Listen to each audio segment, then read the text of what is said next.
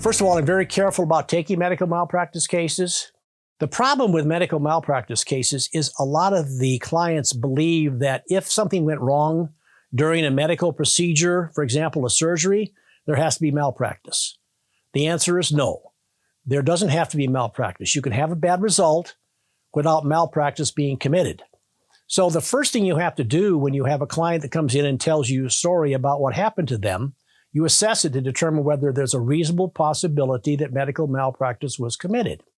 If there was, you have to order all the records, hospital records, surgical records, office visit records, and then you have to hire an expert.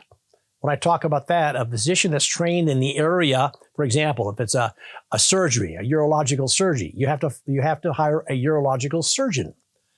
And those people aren't easy to find, but there are expert witness services that you can locate and hire these people. So you have to put some upfront money on the case, which a client normally can't afford. You have everything reviewed, then you get a preliminary opinion from the expert who says, yes, there is malpractice, and here's why, or no, there isn't malpractice, and here's why. And sometimes you have to sit down with the client and give them the bad news.